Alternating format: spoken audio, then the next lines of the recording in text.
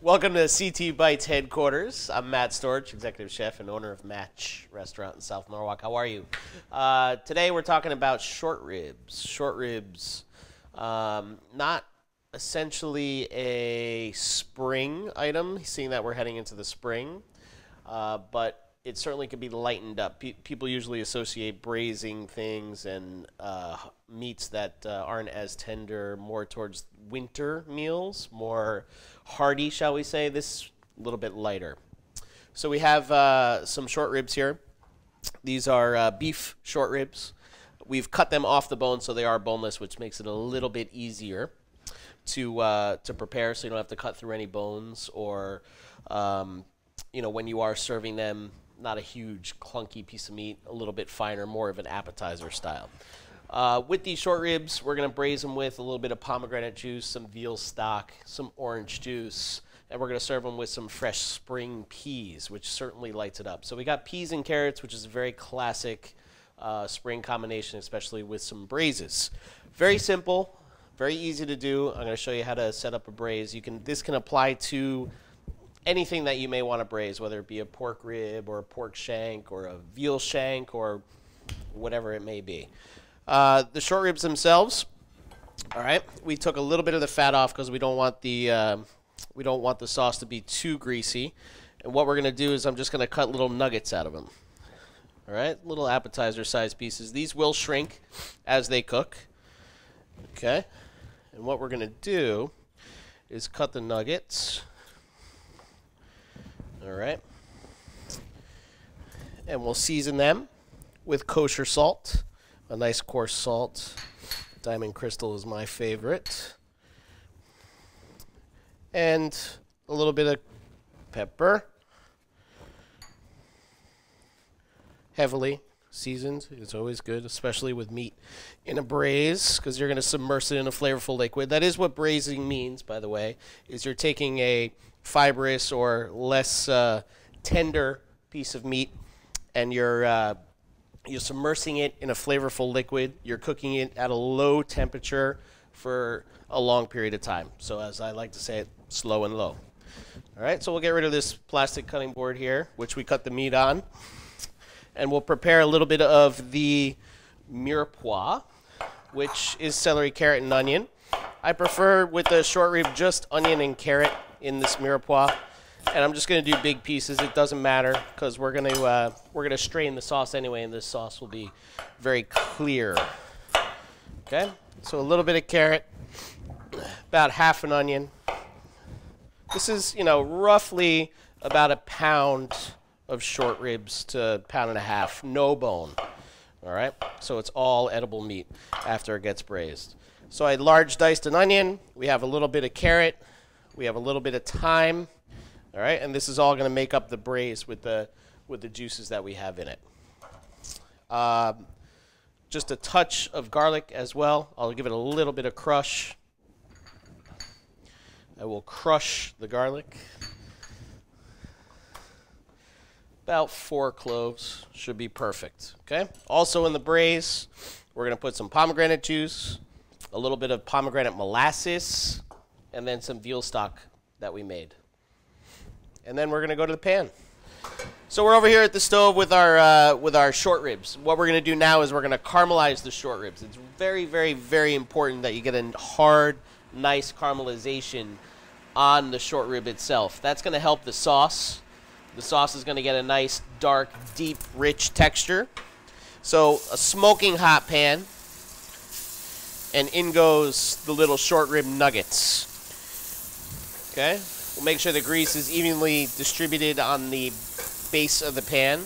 You don't want to overcrowd the pan. If you do overcrowd the pan, then you'll run into issues with non-caramelizing, because the pan will cool a little bit too quickly, and you don't want that to happen. So you want the pan to stay nice, nice, nice and hot.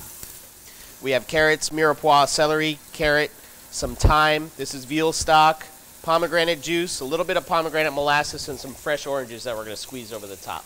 And the goal is to essentially submerge or cover the short ribs in the stock. See, that's the nice dark caramelized sear that we're looking for. Okay, we're not searing in the juices. That doesn't happen. What we're doing is we're caramelizing the meat. No one likes a gray piece of meat. Gray pieces of meat are nasty.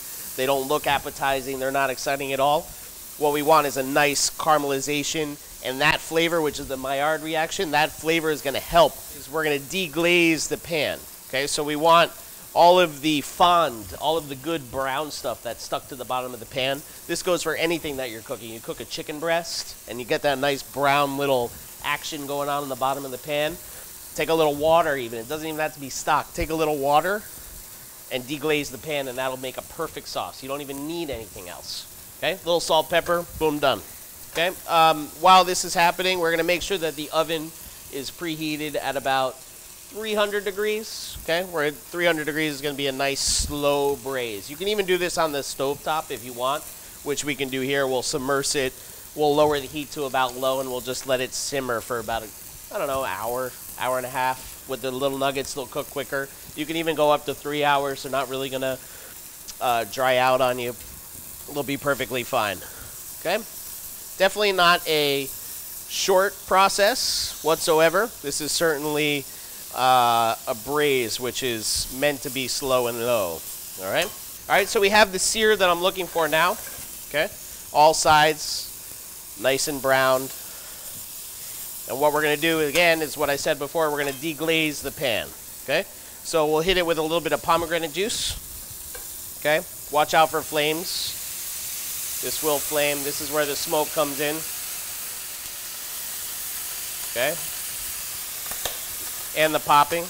Just be careful. That's the grease. Okay? That's the grease that's popping a little bit. We'll just make sure the stove's clean. Okay? Make sure yourself is clean at the same time. All right, so the pomegranate juice is in. We've deglazed the base of the pan. Give it a little bit of shake. That's going to help loosen up the dark parts that are in the base. Here comes the veal stock. All right. Then the mirepoix. This is carrot and onion with a little bit of thyme. That helps, obviously. It's aromatics. It just helps round out the whole sauce. I have a little bit of crushed garlic that I'm going to add in. It's already in there.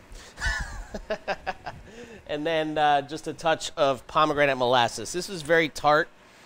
And what it's going to do, the oranges and the pomegranate juice is on the sweet side. So the pomegranate molasses gives it kind of that sweet and sour flavor that I love so much.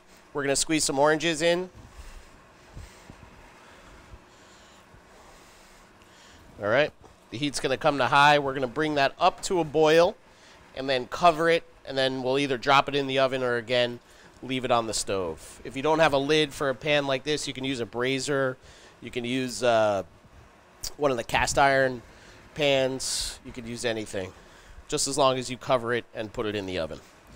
All right, so we have the orange juice. I'll hit the sauce with just a little bit more salt, a touch of pepper.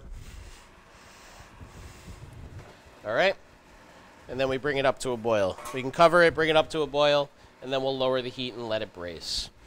And we'll see you in about an hour and a half. Short ribs are done. Okay, we braised them for about an hour and a half or so. They are beautiful. What I've done here is I've moved the short ribs. I've separated the sauce with the short ribs. Okay, I did reduce the sauce, so it got to a nice consistency where we're going to glaze it. And here's the pea puree that I promised. What I did was I had a pea stock. I added frozen peas into the pea stock, and I pureed it in a blender. It's loose. It can be as thick as you want, okay? But I like this nice, soft consistency, all right? Pours right in the bottom of the bowl. You can use a spoon. You can pour it out, okay? Essentially forms a nice sauce in itself. So a nice consistency. Beautiful. Okay, now we'll take a short rib or two. These are the little nuggets I was talking about. You can smell the pomegranate and the orange. Ugh, it's killer. Sweet, sour flavors.